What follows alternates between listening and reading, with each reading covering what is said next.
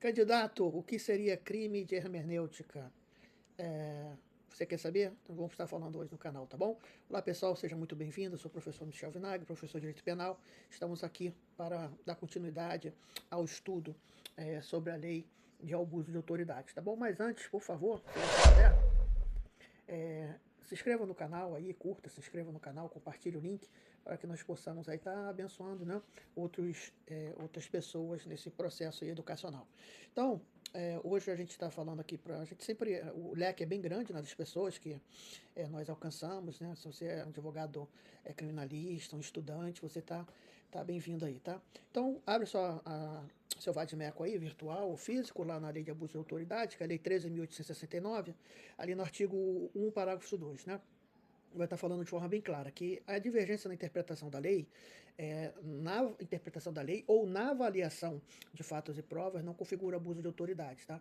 Essa é uma regra geral, ou seja, aplicada a todos, não há e não pode ter exceção, né? Teria algo assim até meio contraposto, né? Os crimes de abuso da lei de autoridade. Nenhum agente público, juiz, promotor, delegado, principalmente aqueles que têm um decision, né? Investigador, pode ser condenado simplesmente por uma discordância interpretativa da lei, né? A doutrina vai chamar isso de violação, crime de hermenêutica. E é uma expressão bem antiga, já lá de Rui Barbosa, salvo engano, 1919, 1920, né? Então é uma proteção que existe para garantir a independência funcional de magistrados, promotores e o leque de pessoas, até mesmo no PAD, né? A gente fica muito preso ali a questão de promotor, juiz, mas tem a questão do PAD. E por quê? Porque se você pudesse processar criminalmente um juiz por ter interpretado, né, a lei diferente, você teria problema, né? Ninguém teria mais coragem de decidir. A magistratura, ela vai estar ali sempre com pessoas sempre enfrentando ali, né, pessoas financeiramente, né, de extremo poder, né.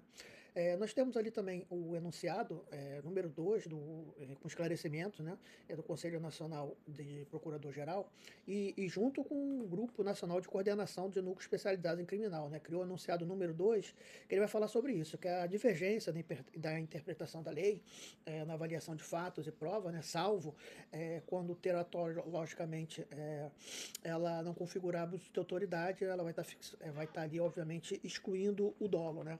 Então, essa questão da palavra teratológica é uma interpretação monstruosa, daquela que até o leigo vai falar, poxa, mas isso daqui tá errado, né?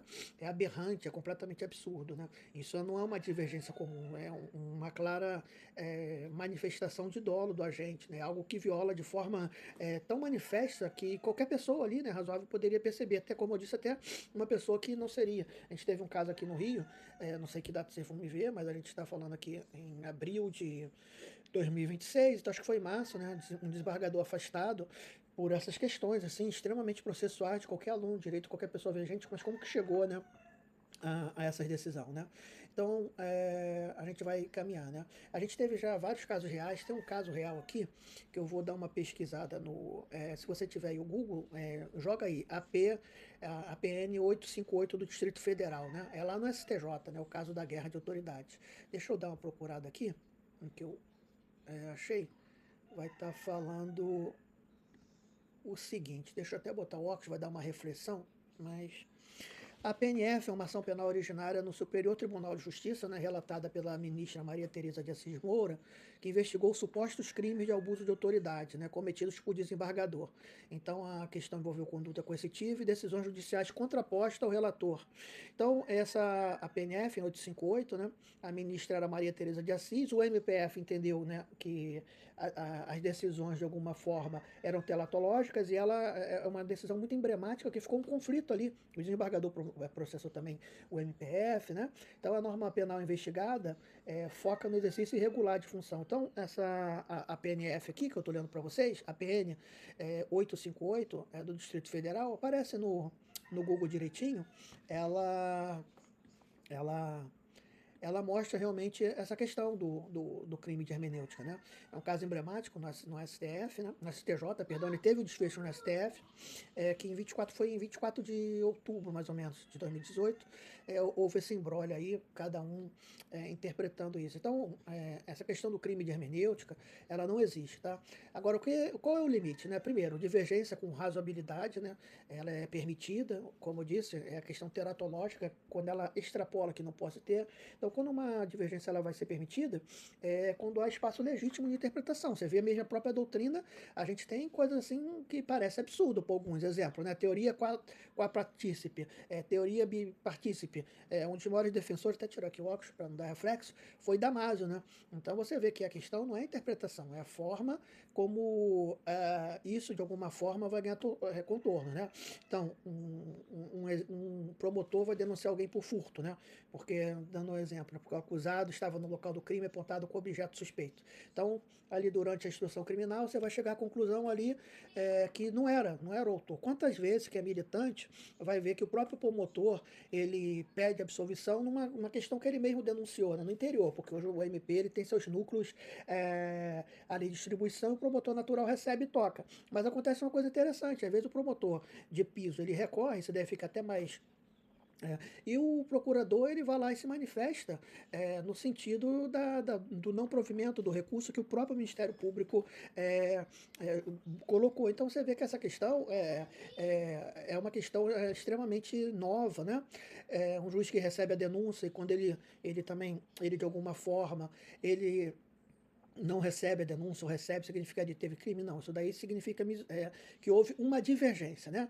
Agora o limite, que seria uma violação literal da lei. Mas antes, eu estou com um materialzinho aqui, eu vou dar uma passadinha, ver se está aparecendo aqui para vocês.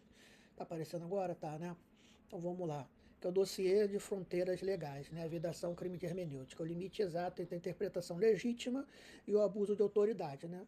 A simples divergência na interpretação da lei ela não vai ser crime, tá bom? Nenhum agente público pode ser condenado por abuso de autoridade pelo simples fato de discordar, né, de interpretar a lei. É uma proteção até estrutural. O escudo constitucional, a gente vai ter isso daí na lei, né? A divergência na interpretação da lei ou na avaliação de fatos e provas não configura abuso de autoridade. Sei que vai refletir na tela e é horrível, mas é uma regra geral aplicável a todos os crimes de lei de abuso de autoridade. Anatomia de exceção, aquilo que eu falei, na divergência na interpretação da lei ou na avaliação de fatos e provas, né, quando teratologicamente, é difícil esse nome, tem dislexia, gente, é difícil às vezes alguns nomes, teratologicamente, né, não configura abuso de autoridade. Aqui estou mostrando o que é teratologia, né, monstruosa, aberração, né, impacto prático e vai violar uma violação tão manifesta, né, que qualquer pessoa poderia, né? O precedente de ouro, aquela ação é a PN 858 do Distrito Federal, você vê um cenário, né, uma guerra de autoridades, onde os agentes públicos ali, um degradeia o outro e oferece ali os devidas denúncias e acusações, né? Então, acusação, tentativa de crime com suposta autoridade. Então, deixa eu ver se eu consigo aí aqui, sem passar. Está cortando, né? Interpretação A, interpretação D, né? O veredito do STF é que a denúncia foi rejeitada, a corte entendeu que havia ali o limite, né, da interpretação. O espectro da hermenêutica mapeado às fronteiras legais. Zona de guerra segura, né? Independência funcional, espaço legítimo, interpretação, jurisprudência confiante, ambiguidade na redação da lei, a zona de perigo, né?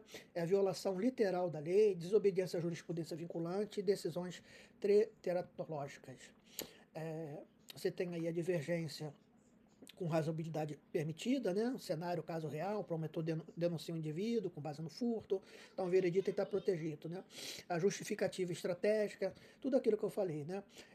Violação literal da lei é proibido, mas aí o que eu vou fazer para que o vídeo não fique longo, né? Eu vou estar pedindo aí a vocês que a gente vai estar dando continuidade e pedir a você aí que curta, se inscreva, compartilhe no canal, né? Dê essa força aí nos grupos de estudo. A gente vai estar com bastante conteúdo aqui, tá bom? Deixa eu só aqui, daqui é meu brinquedinho, né? Estou aprendendo ainda aqui, mas tá. Tá bom, querido? Vamos encerrar aqui antes que você me bloqueie, tá? Um beijo no coração de todos.